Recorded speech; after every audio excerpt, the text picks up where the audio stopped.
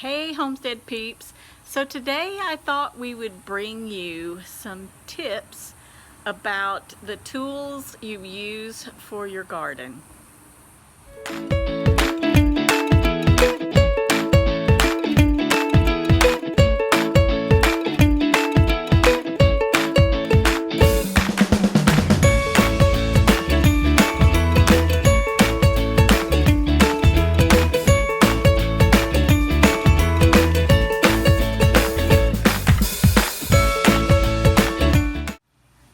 So I'm Sandra, This is Randy.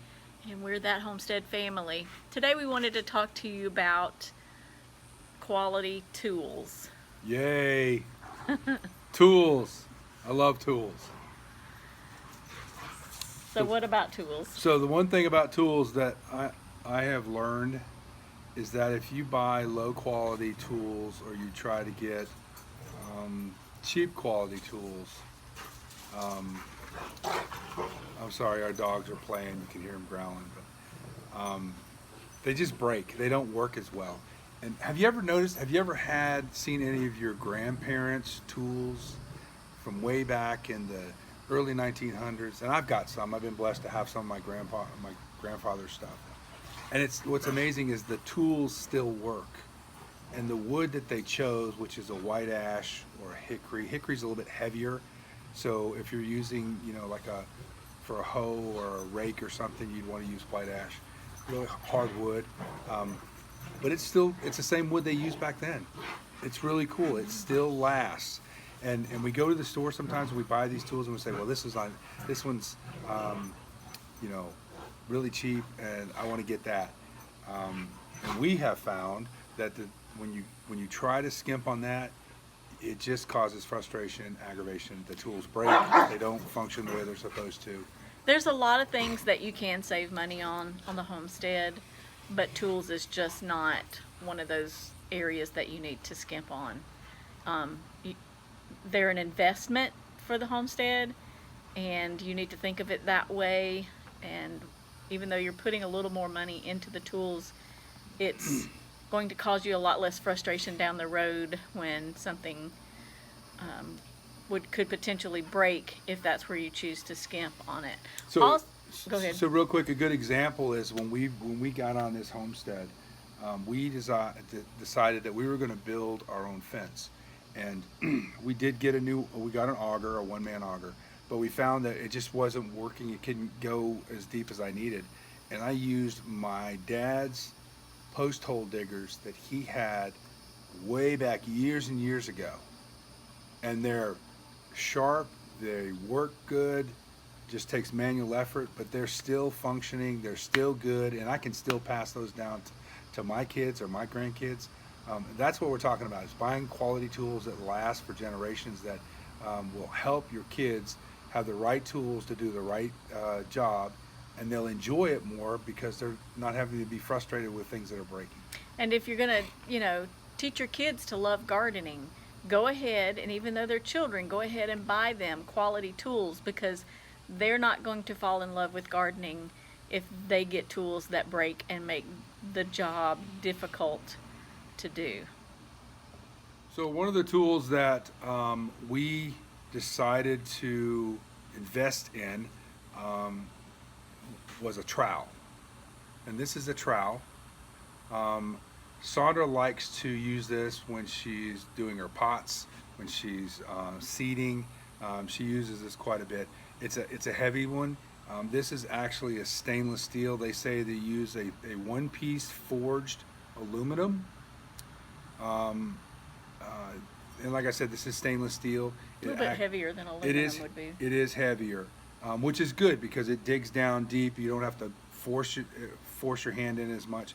I think the one thing that, and I don't want to speak for you, but the one thing was the handle was nice. It's a good thick handle, and it's a rubbery handle, so it's like it's easy to hold. It fits in the hand, and that's one thing you need to find out is, like, pick them up, feel them, hold them, test them out, and make sure that it feels good in your hand. And the other thing that I did was to get Anna, our granddaughter, more involved in the gardening part, I bought her basically the same kind. I got a different color to make it feel more personal to her. It was a red one, but she's got the same quality of trowel and the same quality of small hand rake that I got Sandra, because I wanted her to have something good to be able to use when she starts planting her carrots or... Yeah. It wasn't like a child's set. It was an actual gardening trowel. So. But that's one of the first one. That's one of the tools that you really need to spend some money in, is a trowel. So I mentioned earlier about post hole diggers. This is the post hole diggers that my dad had. You can see that they're still in good shape.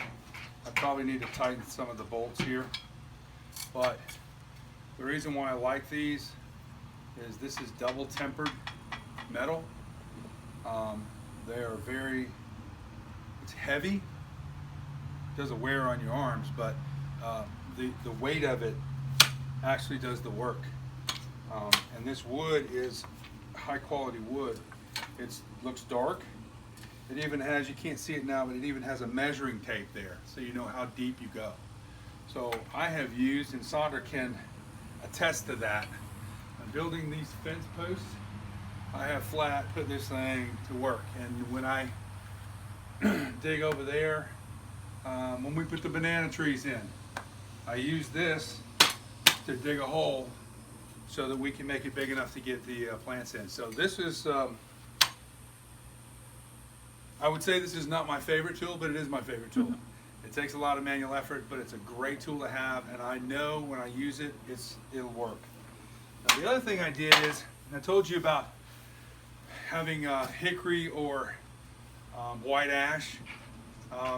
Nowadays, what we've done is we have manufactured other things, and one of them being fiberglass, composites. Well, this is the shovel. I've got a flat shovel and I've got a spade shovel, and this is a fiberglass handle. So you can dig on it, you can push on it, you can do whatever you want, and it's not going to break. I've had these for many, many, many years. Now, they were more expensive, but they have been a lifesaver. When you need them, they're there. You can put a lot of weight on it, a lot of pressure on these handles. They don't snap, they don't break. There's no weak points in them. This is another tool. These two, this one and the other spade shovel that I have, are great, and I always want to know where they're at, because if I need a shovel, I know I can depend on these. Now I'm going to walk over here just a second. There's a couple other things that I have. This right here is my loppers. You can get loppers anywhere. I mean, they're just make sure that they're sharp. The other reason why I got this is a metal handle, so it holds a lot of tension. And the other thing is, because I can only reach so far, this has the ability to extend. So I can take these and pull these out, and now I can extend a lot higher to cut the branches. So I got these because they're extendable. I got these because they were metal. Now it does have a little bit of rust.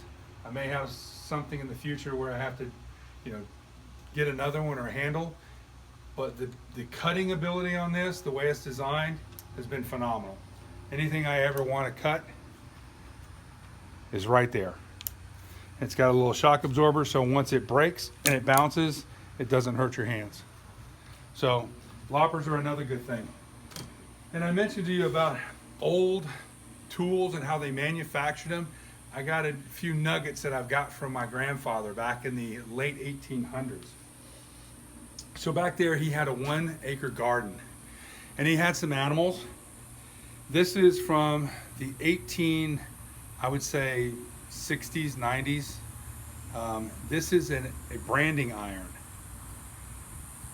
and his name was Ira, and the handle is still from that time frame. Nothing has been redone on this. It's exactly the way it was when I got it when my grandfather passed away. That's a unique tool. They don't make them like this anymore. And another thing that my grandpa gave me, because he used to do canning and he would store them in a cellar. He did all of his gardening. My grandma did all of her. She always had tomatoes. She had okra. She had everything in the canning. She would send my dad or me or my brother to go down to the basement, down in the cooler cellar, and we would get the vegetables she wanted, and she would cook them for us. So here's another thing from that time, and this is a grinder. So you put it in there, you spin this, it spits it out there.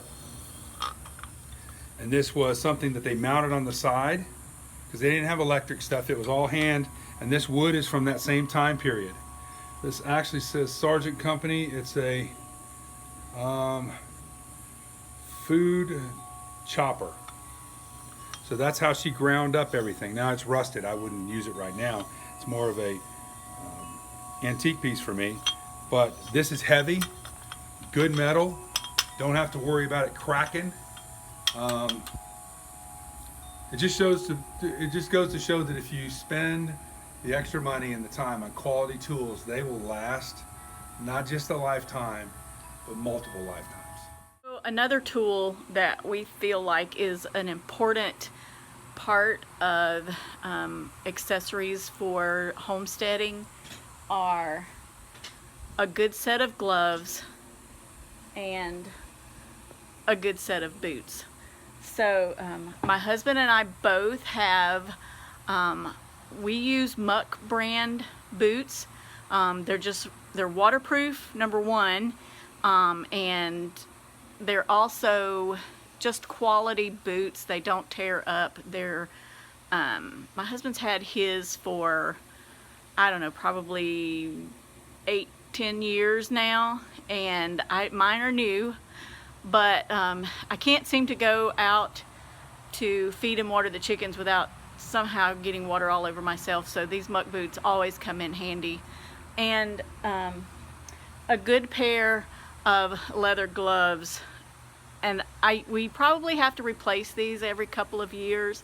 If you look, this is my favorite pair, but my fingers were starting to stick out of the finger holes in them, so I just got a new pair of gloves this year. But I can't tell you, I can't speak for my husband, but as a woman, a pair of gloves help me so much in helping him be able to lift lumber and those kinds of things without worrying about splinters getting in your hands. Also, even with raking and shoveling and those kinds of things, gloves help reduce the blisters on your hands. They have been a lifesaver for me. And so a good pair of boots and a good pair of gloves are a must-have for the homestead. So the last couple of things we wanted to show you, one is a leaf rake. So this one is actually, we're not endorsing it, it's just called a True Temper. It's got a 15-year warranty. This looks like, when I first look at it, it looks like it's a plastic handle, but it's not, it's wood. And it has a foam, you can see we've used it a lot. It's got a foam handle on it. But this is our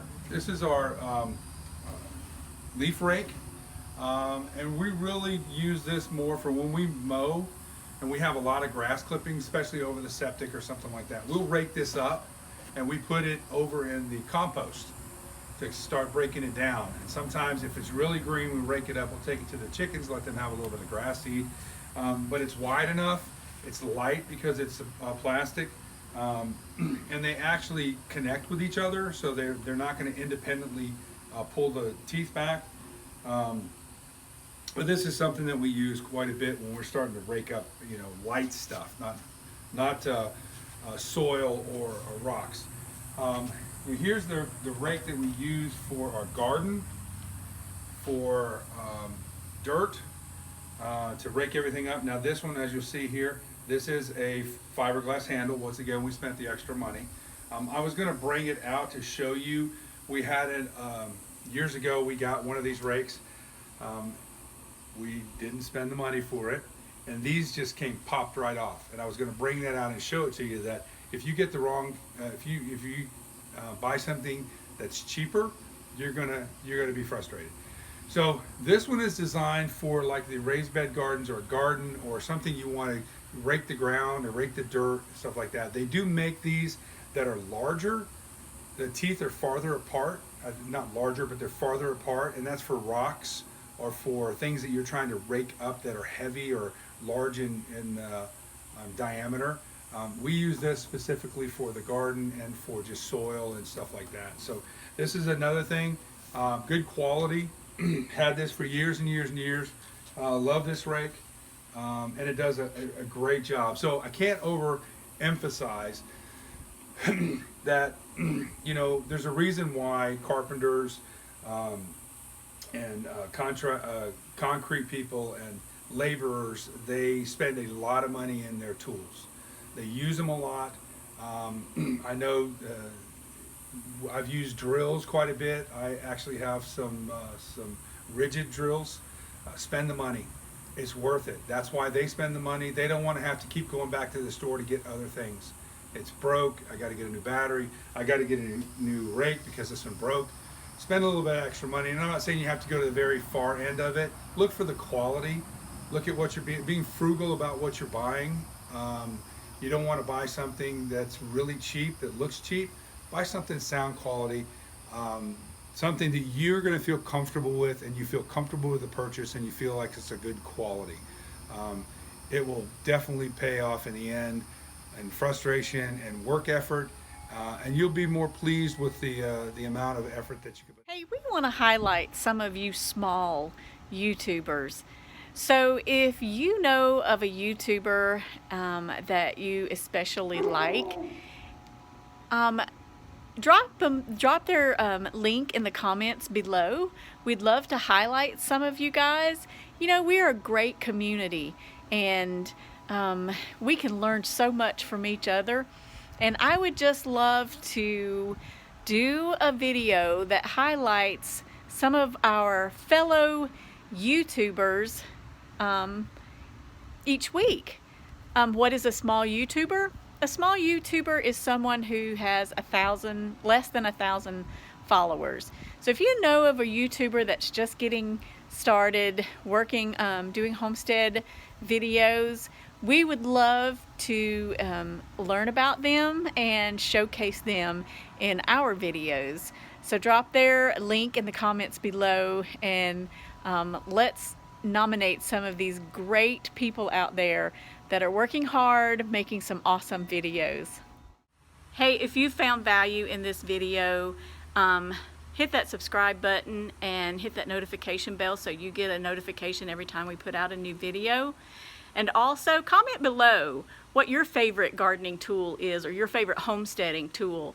And do you have a favorite tool that has been passed down to you as well, that you cherish or have found to be? And let us know. We're always in the market for a new tool that does a better job than Absolutely. what we have. Yes. So thanks for watching, you guys. Have a great day. Do your best and let God do the rest. Bye-bye. Bye.